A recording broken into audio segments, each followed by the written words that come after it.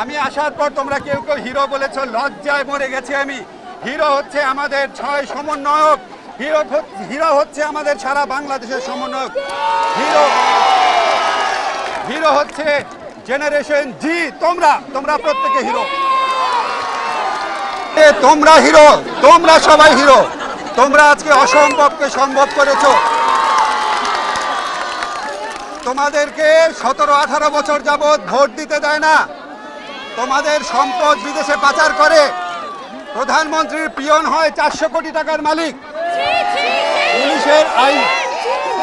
পুলিশের আইজি হয় 1000 কোটি টাকার মালিক, মানুষকে গুম করে। এত কিছুর পর তাদের রক্ত পিপাসা মিটে নাই। তারা আমাদের সন্তানদের হত্যা করেছে, শত শত সন্তানকে।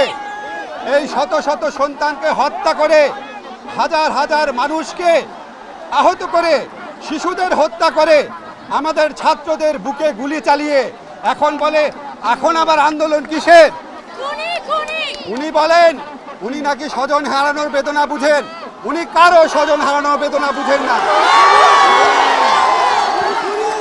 উনি শুধুমাত্র নিজের স্বজন হারানোর বেদনা বুঝেন। বাংলাদেশ স্বাধীন করেছে মুক্তিযোদ্ধারা। উনি মনে করেন শুধু উনার বাবা স্বাধীন করেছে। উনি মনে করেন বাংলাদেশের মালিক উনি। উনি আমাদেরকে কথায় কথায় বলেন উনি নাকি আমাদের ভাত খাওয়ান, উনি নাকি আমাদের বিদ্যুৎ বন্ধ করে দিবেন। আজকে আমি এখানে এসেছি আমাদের তরুণ প্রজন্ম, আমাদের জেনারেশন জি, তোমাদের প্রতি আমার শ্রদ্ধা জানানোর জন্য, তোমাদের প্রতি এই জাতির কৃতজ্ঞতা জানানোর জন্য। তোমরা বাংলাদেশের ইতিহাসে ব্রিটিশ আমল থেকে শুরু করে সবচেয়ে বড় স্বৈরশাসক, সবচেয়ে বড় হত্যাকারী শাসকের বিরুদ্ধে রুখে দাঁড়িয়েছ। তোমাদের জয় সুনিশ্চিত।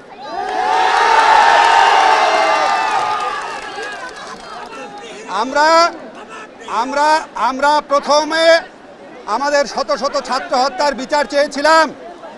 আমরা আর কিছু চাই নাই। আমাদের সমন্বয়করা ছাত্র হত্যার বিচার চেয়েছিল, আর কিছু চাই নাই।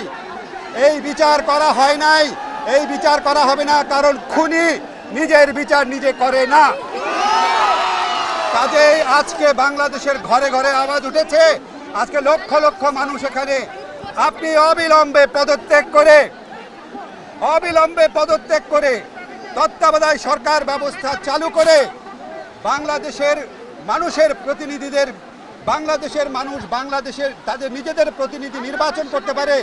এই দেশের তরুণরা তাদের ভোটাধিকার প্রয়োগ করতে পারে, তাদের জীবন এবং জীবিকা নিশ্চিত থাকতে পারে। এই জন্য তারা প্রচলিত পদ্ধতিতে তারা তাদের প্রতিনিধি নির্বাচিত করে সত্যিকারের নির্বাচন করে তারা এই দেশ পরিচালনায় অংশ নিবে। এবং আমি এটাও বলতে চাই, আজকে ভবিষ্যতের যে পার্লামেন্ট হবে সেখানে বাধ্যতামূলকভাবে তরুণ সমাজের অন্তত 50% প্রতিনিধিত্ব থাকতে হবে। আজকে আমরা হত্যার বিচার চাই, তার আগে চাই যেই খুনি সরকার এই বিচারকে বাধাগ্রস্ত করছে তাদেরকে অবশ্যই পদত্যাগ করতে হবে।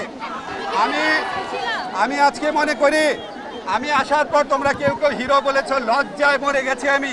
হিরো হচ্ছে আমাদের 6 সমন্বয়ক, হিরো হচ্ছে আমাদের সারা বাংলাদেশের সমন্বয়ক।